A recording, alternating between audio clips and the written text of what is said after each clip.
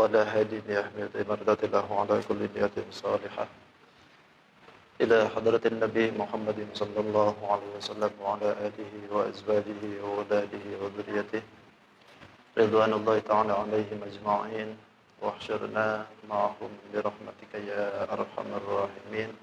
الفاتحة. أعوذ بالله من الشيطان الرجيم. بسم الله الرحمن الرحيم. الحمد لله رب العالمين الرحمن الرحيم مالك يوم الدين إياك نعبد وإياك نستعين اهدنا الصراط المستقيم صراط الذين أنعمت عليهم غير المغضوب عليهم ولا الضالين. Assalamualaikum warahmatullahi wabarakatuh. Bismillah, alhamdulillah, wassalatu wassalamu ala rasulillah Sayyidina Muhammad ibn Abdullah wa ala alihi wa ashabihi wa man tabi'ahu ila yaumil qiyamah. Allahumma salli wa sallim wa barik ala hadzal nabiyil karim wa ala alihi wa ashabihi wa tabi'in lahum ajma'in. Amma ba'du. Faqad qala Allah Ta'ala fi kitabihil karim wa huwa asdaqul qailin. A'udzu billahi minasy syaithanir rajim. Bismillahirrahmanirrahim. Innal ladzina kafaru sawa'un 'alaihim a anzartahum am lam tunzirhum la yu'minun. Shadaqallahul azim wa shadaqa rasuluhun nabiyul karim wa nahnu 'ala dzalika minasy syahidin wa syakirin walhamdulillahi rabbil alamin. Hadratul mukarramin wal mukarramat, para sepuh, para pengurus yang ulun hormati, dan juga segenap para jamaah salat maghrib, Bapak Ibu yang sama-sama ulun hormati dan insyaallah Allah muliakan. Alhamdulillah, segala puji milik Allah Subhanahu wa taala yang telah memberikan kesempatan kembali kepada kita untuk bisa melaksanakan salat maghrib dengan berjamaah dan dilangsungkan sebagaimana biasa setiap hari Senin malam Selasa kita mengadakan ta'lim. Mudah-mudahan amal ibadah kita yang sudah kita laksanakan bersama, baik yang wajib, yang sunnah, infak dan sebagainya, senantiasa diterima dan diridhai oleh Allah Subhanahu wa taala. Yang kedua, salawat dan salam tidak hentinya semoga limpah-ruahkan kepada junjungan kita Sayyidul Mustafa wal Murtada, Nabi besar Muhammadin sallallahu alaihi wasallam. Tidak lupa pada keluarganya, para sahabat, para tabi'in, tabi'at sampai kepada kita. Yang mudahan kita pun khususnya yang berkumpul di tempat ini, umumnya jami'ul muslimin wal muslimat, yang selalu mengikuti akan akhlak baginda Rasul, nanti di yaumil qiyamah senantiasa diaku sebagai umatnya. Amin. Amin. Ya Rabbal Alamin. Hadirin wal hadirat rahimakumullah, tidak terasa kita sudah berada di bulan Rabiul Tsani ya. Ini akhir, artinya bulan Rabiul Awal, bulan yang dimana di dalamnya dilahirkan junjungan kita, sudah lewat. Akan tetapi kecintaan kita tidak terbatas dari bulan. Kecintaan kita tidak terbatas dengan waktu. Sampai kapanpun ketika kita diberikan usia oleh Allah, sepanjang ingatan kita diberikan ingatan yang sehat, maka disitulah kita untuk terus mencintai junjungan kita. Paling tidak ada 3 hal yang harus kita terapkan dalam kehidupan kita. Pertama, ayyakhtaro kalama habibihi ala kalami ghairi. Kata Rasulullah, sepanjang jalan hidup kita, untuk kita buktikan kecintaan kita, paling tidak memilih omongan kekasihnya ketimbang omongan-omongan yang lain. Siapa kekasih kita? Tidak lain adalah junjungan kita, Nabi besar Muhammad sallallahu alaihi wasallam. Sepanjang hidup kita, kita memilih omongan baginda Rasul, apa yang diterapkan oleh baginda Rasul ketimbang terapan-terapan yang lain. Lalu yang kedua, ayyakhtaro mujalasata habibihi ala mujalasati ghairi. Kata Rasulullah, orang yang cintanya itu betul-betul, yang kedua, memilih duduk dengan kekasihnya ketimbang duduk dengan yang lain. Artinya apa yang disenangi duduknya Rasulullah, maka disitulah kita harus senang. Apa yang disenangi tempat duduk oleh Rasulullah tidak lain adalah tempat duduk yang di dalamnya ada kebaikan. Majelis ilmu, majelis sholawat, majelis zikir, berjamaah, musyawarah dengan adanya kebaikan, maka disitulah baginda Rasul senang. Maka kita sepanjang hidup kita pilihlah tempat yang disenangi oleh Rasulullah ketimbang tempat-tempat yang lain. Lalu yang ketiga, ayyakhtar ridha habibihi ala ridha ghairi. Kita memilih kesenangan yang kekasih kita, memilih sesuatu yang disenangi oleh baginda Rasul ketimbang kesenangan-kesenangan yang lain. Itu artinya kesenangan yang kita bina atau kesenangan yang kita pilih itu haruslah sesuai dengan apa yang disenangi oleh Rasulullah Muhammad SAW. Dan ini konsep sesuai dengan apa yang disebutkan oleh Allah. Kata Allah, "Wa ma atakumur rasul fakhudhuhu wa ma nahakum anhu fantahu." Apa yang didatangkan dari baginda Rasul, fakhudhuhu, maka ambillah, laksanakan baik-baik oleh kita. Wa ma nahakum anhu fantahu, maka apa yang dilarang oleh baginda Rasul kepada kita, fantahu, maka jauhi. Ini bagian daripada kecintaan kita dengan junjungan kita baginda Rasul Nabi besar Muhammad SAW. Mudah-mudahan Allah berikan ketetapan itu pada kita agar selalu mengikuti akan akhlak baginda Rasul. Amin, amin ya rabbal alamin. Hadirin wal hadirat rahimakumullah. Dalam pertemuan terakhir kemarin baru menjelaskan satu golongan orang-orang mukmin ya. Karena memang sasaran daripada hukum Quran itu 3 golongan sebetulnya. Yang disasar oleh Allah Subhanahu wa taala dalam hukum Quran itu 3. Pertama mukminin, kedua kafirin, ketiga munafikin. Golongan inilah yang disasar oleh Al-Quran. Hukum-hukum yang diterapkan itu ya 3 golongan itu sebetulnya. Mukminin, kafirin, munafikin. Dan di akhirat pun nggak bakalan banyak lagi golongan itu, cuma 3 aja tuh nanti. Mukminin, kafirin, munafikin, itu aja di akhirat itu. Ada murtadin, ya murtadin kan kafirin juga. Ada musyrikin, ya sama saja. Ada ateisin, sama juga ateisin juga. Itu pun juga kafir-kafir juga gitu. Sebagaimana yang terakhir ayat kemarin, bahwa golongan orang-orang yang mukmin itu punya ciri khas tertentu ya, diberikan cirinya oleh Allah Subhanahu wa taala. Di antaranya orang yang mukmin itu iman kepada yang gaib, mendirikan salat, lalu mau mengeluarkan sesuatu yang dia punya, mau berinfak, mau berzakat dan sebagainya gitu. Kemudian mau beriman dengan apa yang diturunkan oleh Allah Subhanahu wa taala dan juga sekaligus mau beriman dengan kitab-kitab yang diturunkan sebelum Al-Qur'anul Karim. Maka orang yang seperti ini ulaika humul muflihun, kata Allah. Orang yang seperti ini termasuk golongan orang-orang yang bahagia. Mudah-mudahan kita beratan termasuk orang yang bahagia. Kemudian golongan yang kedua, ini adalah golongan orang kafir. Nggak ada bahasa lagi ya. Selain daripada orang yang disebut dengan orang yang tidak iman kepada Allah itu ya kafir sebetulnya itu. Nggak ada bahasa lagi coba. Mau pakai bahasa apa lagi? Kalau misalkan nggak boleh kita ngomong kafir, pakai bahasa apa lagi? Pakai non. Ya sama juga, itu juga, itu tujuannya. Tapi yang jelas, definisi daripada kafir itu orang yang tidak mau beriman kepada Allah dan Rasulnya, itu adalah kafir disebutnya. Itu. Jadi sudah halus sebetulnya bahasa kafir itu. Sudah halus. Mau diomongin mana lagi gitu. Makanya ketika kita mengomongin masalah kafir, ya jangan marah lah gitu. Kenapa? Karena di dalam istilah bahasa kitab yang lain pun juga sama. Yang tidak seakidah dengan mereka, tentu ada bahasa juga untuk kita gitu kan. Ima kambing yang tersesat lah gitu. Domba yang tersesat kan gitu. Atau kerbau yang tersesat gitu. Pokoknya bodoh amat. Itu kan bahasa-bahasa yang dikeluarkan untuk orang yang tidak seakidah dengan dia. Dan dalam Islam pun juga sama. Ketika ada yang tidak seakidah dengan kita, maka julukannya tidak ada lain lagi. Kecuali itu disebutnya kafir. Gitu. Jadi jangan marah kalau misalkan disebut kafir. Justru harus berterima kasih. Harus berterima kasih. Kenapa? Lo sudah diberikan julukan tertentu kok. Itu sudah diberikan julukan istimewa. Diberikan khusus oleh Allah. Nah, golongan yang kedua, ini adalah golongan kafir. Memang tabiat daripada Al-Quranul Karim, kalau mengkisahkan tentang masalah orang mukmin, kegembiraan bagi orang mukmin, itu biasanya suka diikutin juga dengan penjelasan-penjelasan tentang orang kafir. Itu selalu digandengkan gitu. Kalau ngomongin kafirin, ujung-ujungnya ngomongin mukminin. Kalau ngomongin orang mukmin, ujungnya kadang-kadang ngomongin lagi orang kafir. Selalu digitukan. Kenapa? Sebab Allah Subhanahu wa taala mau memberitahukan kepada kita bahwa ini loh golongan mukmin yang baik. Terus kalau misalkan golongannya itu diikutin dengan omongan orang kafir, maka kata Allah, ini loh golongan orang yang salah. Jadi selalu digitukan gitu. Sama halnya dengan ayat ini.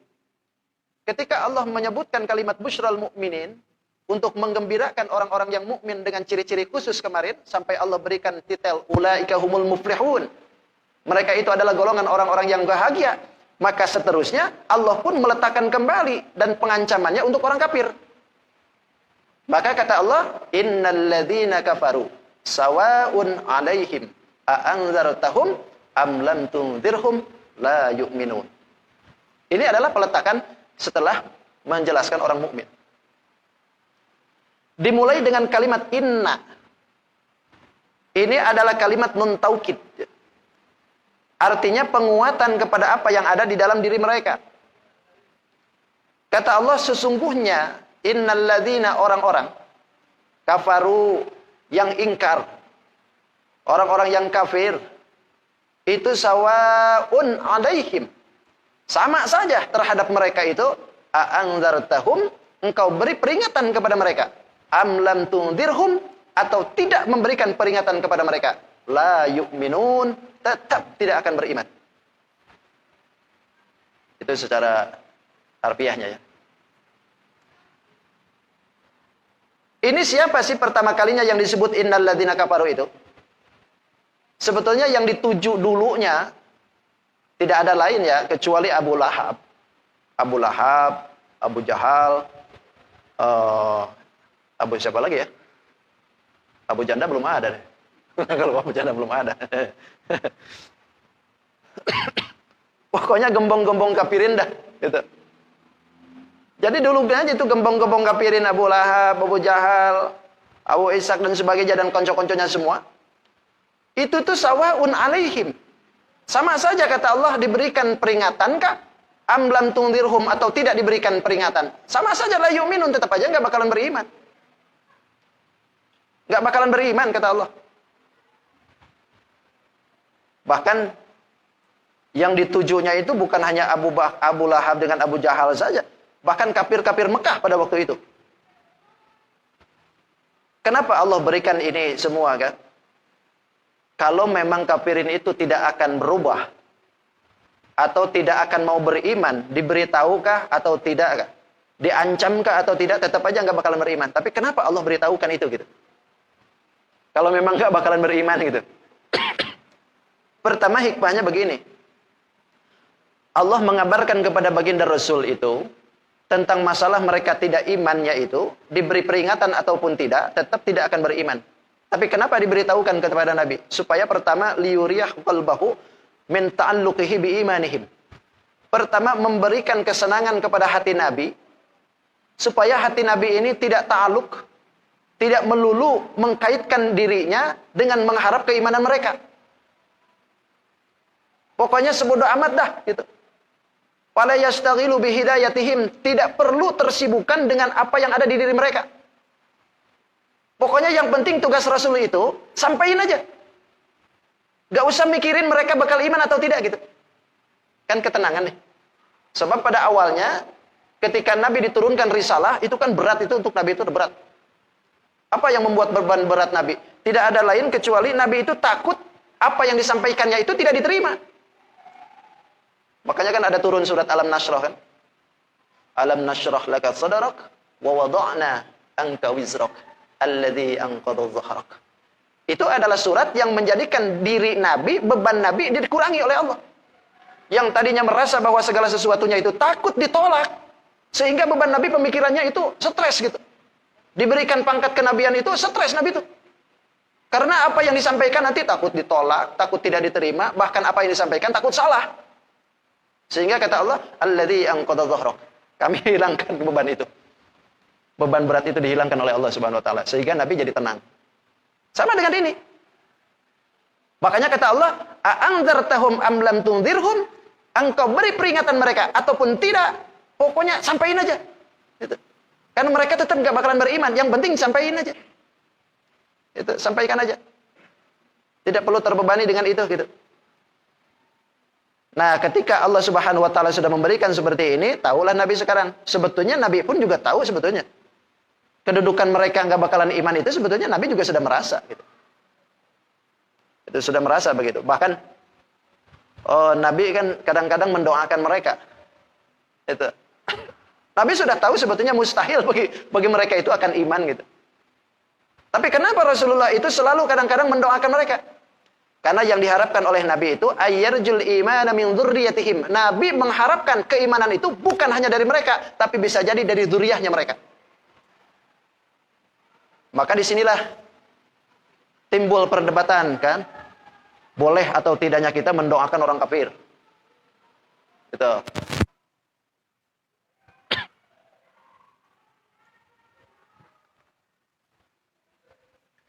Boleh tidak kita mendoakan kafir? Hah? Bingung kan? Nyebutin boleh, takut enggak. Nyebutin enggak, takut boleh. Mendoakan kafir, ini bisa terjadi dengan 4. Kita coba ini kan satu persatu. Pertama, dari 4 ini, 3 boleh, 1 tidak boleh. Yang 3 mubah, hukumnya boleh-boleh saja. Yang 1 haram. Mana yang 3? Pertama, kalau kita ini mendoakan orang kafir, supaya orang kafir ini dapat hidayah. Boleh. Kita doakan ibu bapak kita yang tidak seiman dengan kita, dengan supaya mereka dapat hidayah. Itu boleh.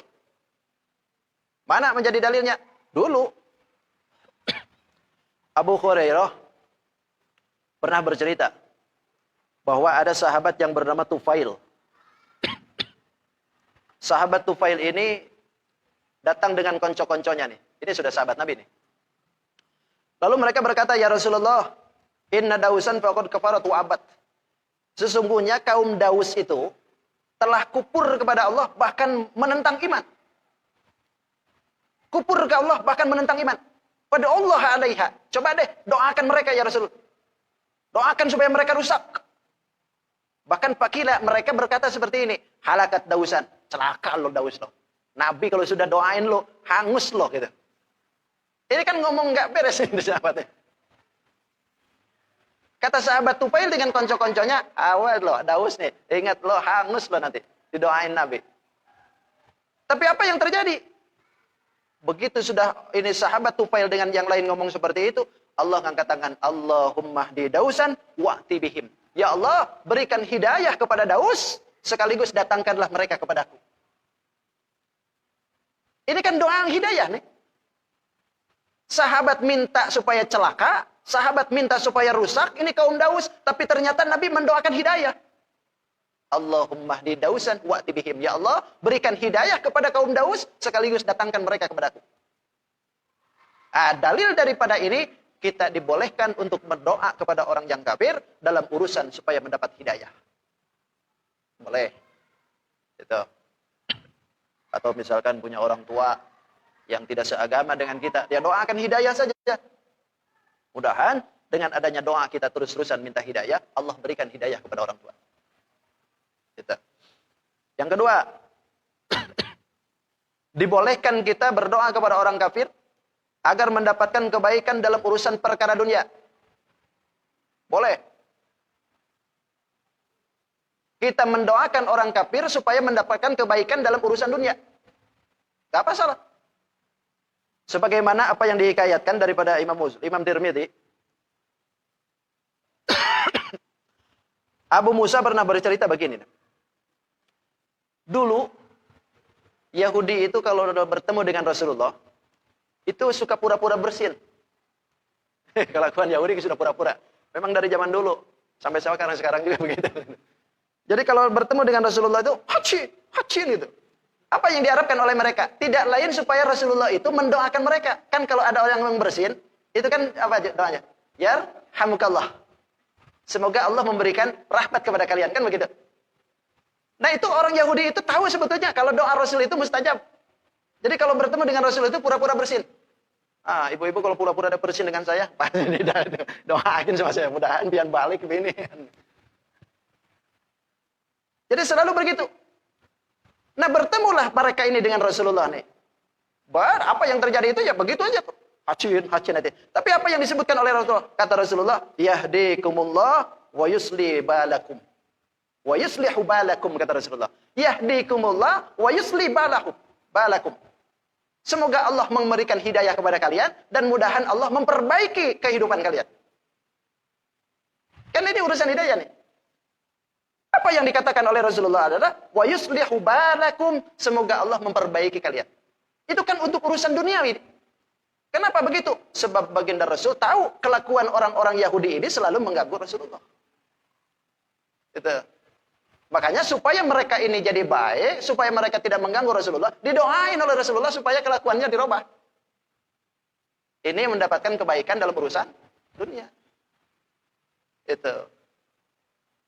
Mengharap tadinya supaya Allah memberikan rahmat, tapi ternyata hidayah yang didoain oleh Rasulullah. Nah, ini menjadi bukti dalil bahwa ketika dalam urusan dunia supaya mendapatkan kebaikan dari mereka, nggak masalah. Itu. Bahkan ada sahabat lagi ya. Pernah ada sahabat yang ketika itu disebutnya itu Sariyah ya. Sariyah itu pasukan kecil yang diutus oleh Rasulullah untuk datang ke satu kaum. Itu Sariyah disebutnya. Lain halnya kalau perang dengan Rasulullah, itu Ghazwah disebutnya. Kalau Ghazwah itu satu peperangan yang diikuti oleh banyak sahabat berserta Rasulullah, itu Ghazwah. Tapi kalau Sariyah tanpa Rasulullah, itu Sariyah disebutnya. Jadi sahabat ini ada yang diutus oleh Rasulullah.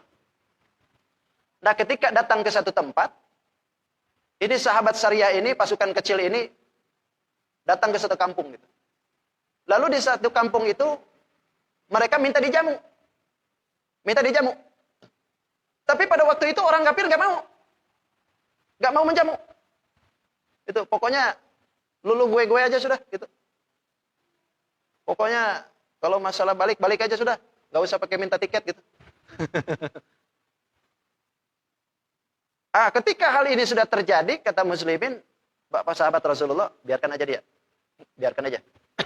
Nanti juga butuh dia. Ternyata nggak lama kemudian datanglah mereka itu kepada sahabat nih. Untuk apa? Ternyata pimpinan daripada kelompok mereka itu dipatuk kalajengking. Jadi dipatuk kalajengking sampai akhirnya pimpinannya ini sakit. Lalu mereka mintalah pertolongan kepada sahabat ini. Wahai tuan-tuan, kiranya bisa nggak kalian meruqyah pimpinan kami? Kalau kalian itu mau meruqyah pimpinan kami, kira-kira apa imbalannya? Kata sahabat, oke aja, kami bisa. Tapi mau nggak? Nanti kalau kami ini doakan pimpinan kalian, lalu pimpinan kalian sembuh, kami minta apa? Pokoknya minta apa aja. Oh ya sudah, kalau begitu. Kami minta kambing. Oh siap kalau begitu. Datanglah sahabat ke rumahnya pimpinan itu. Didoain tuh. Dibacain apa? Dibacain suratul Fatihah 7 kali. Beres itu diusapin, sembuh. Wih, hebat juga deh sahabat nih. Sembuh nih. Begitu sudah selesai kesembuhan itu didapat, kata sahabat, ayo mana kambingnya? Dikasihlah kambing 30 ekor. 30 ekor berapa nih kalau diduitin? Kambing berapa? 1 ekor, 3 jutaan gitu. 3 juta kali 30, lumayan sudah. Begitu sudah didapat oleh sahabat 30 ekor kambing, ini sahabat bingung. Waduh, kita ini salah langkah, Bang. Kenapa? Loh, kita ini tidak pernah diperintah oleh Rasulullah macam begini. Lagian ini doa Al-Fatihah, kenapa pulang kita didoain ke si kafir gitu-gitu. Dapat kambing lagi kita 30. Sudah kalau begini, jangan disentuh nih kambing nih. Kita ngomong dulu dengan Rasulullah. Baliklah ke Madinah. Lalu dilaporkanlah ini perihal ini kejadian ini kepada Rasulullah. Ya Rasulullah, kami ini punya kejadian seperti ini, gini diceritain. Kata Rasulullah, engkau tahu dari mana itu Fatihah dijadikan ruqyah? Kata Rasulullah, itu ruqyah Fatihah dari mana tahu engkau? Kata sahabat, pokoknya kami ini nggak tahu, pokoknya keyakinan kami ini bismillah dengan Al-Fatihah bisa dipakai obat, sudah asal saja. Apa yang dikatakan oleh para sahabat ini ternyata tidak ditentang oleh Rasulullah. Kata Rasulullah, kalau begitu mana kambingnya? Aku minta bagian.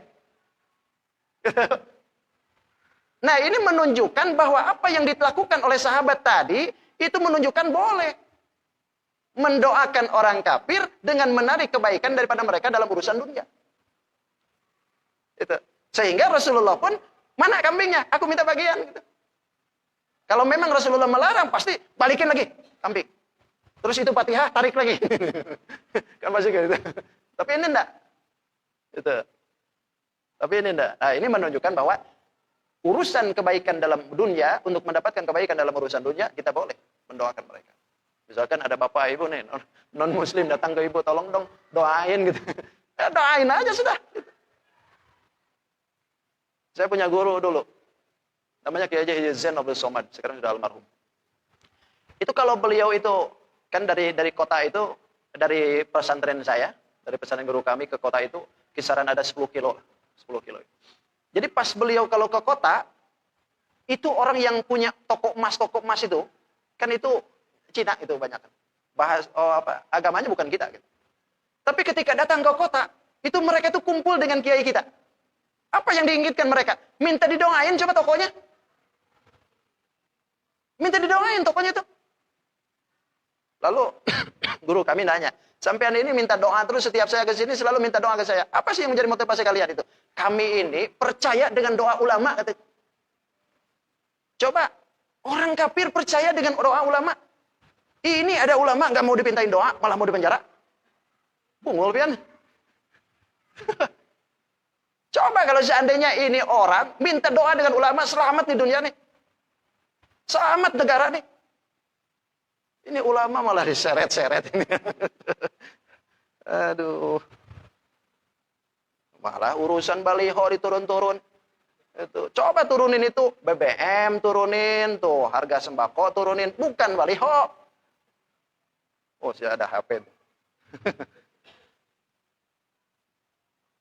Itu. Jadi urusan-urusan seperti ini itu mereka itu sebenarnya percaya. Sampai ketika guru kami datang ke kota itu orang di toko emas itu menawarin, minta berapa emas? Minta berapa kilo barangkali itu emas, dikasih aja. Tapi guru kami nggak mau seperti itu. Nggak mau seperti itu. Nah, ini menunjukkan bahwa segala sesuatu aktivitas dalam muslim itu sebetulnya mustajab doa. Walaupun sifatnya kekafirin sebetulnya. Cuman kitanya aja kadang-kadang sanksi. Doa tuh nggak percaya gitu kadang-kadang. Padahal orang di luar sana itu sebetulnya percaya doanya mukmin itu. Percaya doanya mukmin itu. Itu. Jam berapa nih? 7. Baru berapa tuh? Baru 2 ya.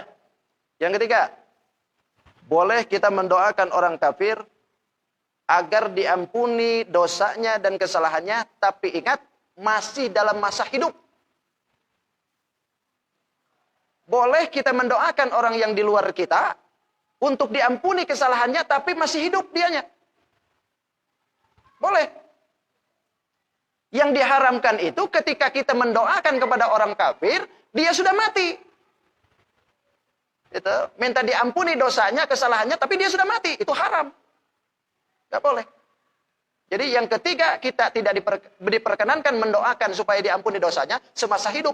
Dan yang keempatnya, haram hukumnya kita mendoakan orang kafir kalau dia itu sudah mati. Itu. Bahkan Imam Nawawi menyebutkan la ba'sa ayyad'ur rajula li abawaihil kafirain. Tidak bahaya, tidak mengapa mendoakan seseorang kepada kedua orang tuanya yang dua-duanya masih kafir. Mendoakan apa? Ayyastaghfiru lahuma madama hayyina. Mintakan ampunan, mintakan pemaafan untuk keduanya selama mereka masih hidup. Itu. Ada seorang anak yang sudah masuk muslim, lalu orang tuanya belum, didoain. Ya Allah, ampuni kedua orang tua saya. Tapi orang tuanya masih hidup, nggak apa-apa. Nggak masalah. Tapi kalau seandainya sudah mati, fa inna man mata, orang yang sudah mati, faqad inqata'a anhu rijal. Ini sudah terputus pengharapannya. Maka, wala yad'u lahu, tidak diperkenankan berdoa kepada orang yang sudah mati. Gitu. Jadi haram hukumnya kalau kita mintakan ampunan kepada orang yang kafir yang sudah mati, haram. Apalagi kalau datang ke kuburan, Allahumma ighfir lahu warhamhu wa'afu. Enggak boleh begitu. Itu sudah mati sudah terputus. Sudah. Bahkan disebutkan dalam Al-Qur'an pun kan, maka nalin nabiyyi walladzina amanu ayyastaghfiru lil musyrikin walau kanu ulil qurba. Tidak diperkenankan kata Allah Subhanahu wa taala bagi nabi dan juga orang-orang yang beriman ayyastaghfiru, mintakan ampunan lil musyrikin kepada orang yang musyrik. Walau kana ulil qurba, walaupun itu ada kerabatnya. Walaupun ada kerabat. Orang tuanya kah, adiknya kah, kakaknya kah, pamannya gitu. Walaupun kerabat. Gitu. Walau kanu ulil qurba mim ba'di ma tabayyana lahum annahumul ashabul jahim. Setelah mereka ini jelas dalam keadaan matinya, dalam keadaan ashabul jahim. Artinya penghuni neraka. Musyrik berarti. Jadi kenapa kita tidak diperkenankan kita berdoa setelah meninggal? Karena jelas matinya dalam keadaan apa? Gitu. Tapi kenapa kita diperkenankan mintakan ampunan semasa dia masih hidup? Karena matinya belum tentu kafir. Gitu. Bisa jadi dia begitu mau matinya, dia balik barangkali gitu kan. Dapat hidayah, istighfar, bisa jadi syahadat dulu. Gitu. Nah itulah hukum sebagaimana yang diperkenankan kita untuk berdoa untuk kafir semasa masih hidup. Tapi kalau sudah jelas dalam kekafirannya, tidak diperkenankan kita mendoakan mereka. Apalagi mintakan ampunan. Itu tidak boleh. Gitu. Itulah yang bertalian dengan kenapa baginda Rasul pun selalu kadang-kadang mintakan hidayah. Karena inilah yang diperkenankan untuk mereka. Gitu. Selain daripada itu, tidak diperkenankan. Gitu. Maka berdoa, Nabi pun. Jadi tetap ya, orang yang ingkar itu diberi peringatan ataupun tidak, sebetulnya tidak akan beriman. Tetap aja gitu. Tapi kenapa diberitahuan? Lantaran Allah Subhanahu wa taala memberikan ketenangan kepada hati Nabi supaya tidak tersibukkan dengan urusan itu. Yang penting pian sampaikan aja gitu. Sekarang Nabi sudah tidak ada, urusan ini berarti beralih kepada para ulama. Sama para ulama pun. Pokoknya mau nyampein itu mau didengar atau tidak, urusan dia. Yang penting saya ngomong aja sudah. Habis ini bulik aja sudah. Itu. Mau didengar atau tidak, mau beriman atau tidak, terserah. Yang penting saya sampaikan. Itu. Habis ini sholat isya, bulik saya. Itu. Kemudian ayat yang kedua. Khataballahu ala qulubihim wa ala sam'ihim wa ala absarihim ghishawah wa lahum 'adzabun 'azim. Ini ayat merupakan sebuah, kalau bahasa kita ini ibaratnya dalil ya. Atau bisa jadi merupakan satu elat. Kenapa Allah Subhanahu wa taala menyebutkan bahwa mereka ini diberitahu ataupun tidak la yu'minun. Tetap tidak akan beriman. Kenapa sih mereka ini bisa begitu? Kok ngotot betul bungulnya gitu? Kenapa bisa begitu? Lantaran pertama, khatamallahu ala qulubihim. Alasan yang pertama adalah karena Allah sudah mengecap hatinya, sudah ngunci akan hatinya. Dikunci. Tidak dibuka. Jadi walaupun seandainya yang nyampein itu kalibernya ustadz dunia sekalipun, tapi karena hatinya dikunci oleh Allah, nggak bisa diterima. Tetap aja gitu. Apa ya yang nyampein Ustadz Ahmad? Nggak bakal didengar. Itu. Karena hati mereka ini dikunci oleh Allah. Sehingga pala yadkhuluha khairun. Sehingga karena kuncinya ini semakin kuat, kekafiran itu semakin nancap dalam dirinya, akhirnya tidak masuk kebaikan itu. Walaupun diperdengarkan tiap hari, hayya 'alal falah, tetap aja nggak bakalan iman. Kenapa? Karena hatinya dikunci. Kan ini yang paling bahaya tuh. Kalau kan hati ini sudah dikunci, tidak dibuka-buka, sesuatu apapun dalam kebaikan nggak bakalan bisa masuk. Karena qaswatul qalbi la yaqbalul mawaiz. Kerasnya hati, dikuncinya hati itu la yaqbalul mawaiz, tidak akan bisa menerima petuah. Naudzubillah, subhanallah. Itu. Makanya jangan heran kalau seandainya ada orang yang tidak mau iman, dekat masjid, depan masjid bahkan. Tiap hari dengar hayalah sholah, hayalah falah, nggak bakalan bisa. Itu. Kenapa? Karena hatinya. Itu yang pertama. Yang kedua, wa khatamallahu ala sam'ihim. Allah kunci pula pendengarannya. Kenapa ini pendengaran dikunci? Karena al-hawasu abwabul ma'rifah. Panca indera ini adalah abwabul ma'rifah, pintu-pintunya kemakrifatan mengenal Allah. Telinga, mata, rasa, jiwa, itu semua adalah panca indera yang diberikan oleh Allah untuk mengenal Allah. Sekarang itu dikunci semua. Mau bagaimana kenal dengan Allah? Bahkan wa'ala abasarihim. Penglihatannya pun juga sama. Dikunci oleh Allah. Hati dikunci, telinga dikunci, mata dikunci, bahkan gisawatun. Ada tutup, ada dinding yang menghalangi mereka.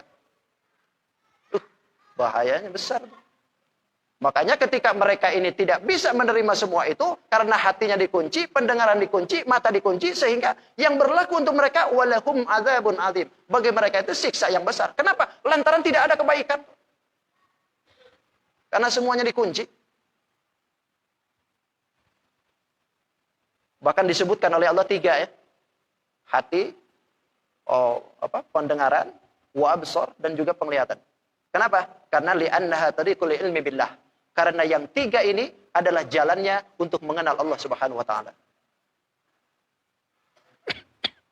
Jalannya untuk mengenal Allah Subhanahu wa taala dengan 3 ini. Hati, pendengaran, penglihatan. Sekarang ini semua dikunci oleh Allah, nggak bisa akhirnya. Maka pantas terjadilah kekufuran dalam dirinya, sehingga apapun yang disampaikan pada telinganya, pada pendengarannya, yang terlihat dan yang terdengar, semuanya nggak bakalan bisa ngepek dalam dirinya. La yu'minun, tetap nggak bakalan beriman. Naudzubillah, summa naudzubillah. Makanya alhamdulillah, kita patut bersyukur ya, ketika Allah panggil kita, hayya 'alas shalah, tergetar dalam hati kita, pengen melaksanakan sholat. Alhamdulillah, syukur pian. Kenapa? Berarti hati kita dibuka. Hati kita dibuka. Pendengaran kita dibuka, sehingga mata kita pun bisa melihat mana yang salah, mana yang benar gitu. Sehingga timbul dalam diri kita keinginan pengen mendapatkan hayya 'alal falah, akhirnya berangkat. Gitu. Nah, ini syukur kita. Alhamdulillah, mudah-mudahan hidayah ini selalu diberikan kepada kita oleh Allah Subhanahu wa taala sampai menjelang akhir hayat kita dalam keadaan husnul khotimah. Amin amin ya rabbal alamin. Cukup sudah. Sudah Isa, alhamdulillah. Shadaqallahul azim. Wa shadaqa rasuluhun nabiyul karim. Wa nahnu ala dzalika minasyahidin wasyakirin walhamdulillahirabbil alamin. Mudah-mudahan apa yang disampaikan senantiasa bermanfaat. Mohon maaf kehilapan dan kekurangan. Hadanallahu wa iyyakum jama'in. Fadhmas safa wa adama. Assalamualaikum warahmatullahi wabarakatuh. Allahumma salli wa sallim ala sayyidina Rasulillah ajma'in. Bismillahirrahmanirrahim. Wassalatu wassalamu ala asyrafil mursalin sayyidina wa maulana Muhammadin al-amin. Allahumma rabbi anfa'na bima 'allamtana. Rabbi 'allimna alladhi yanfa'una. Rabbi faqihna wa faqih ahlana wa qurbatil lana fi dinina. توسلنا بتعلم أن ترزقنا الواسعة وأن ترزق الآمنة ربنا آتنا في الدنيا حسنة وفي الآخرة حسنة وقنا عذاب النار بفضل سبحان ربك رب العزة عما يصفون وسلام على المرسلين والحمد لله رب العالمين تقبل الله منكم سبحانك اللهم وبحمدك أشهد أن لا إله إلا أنت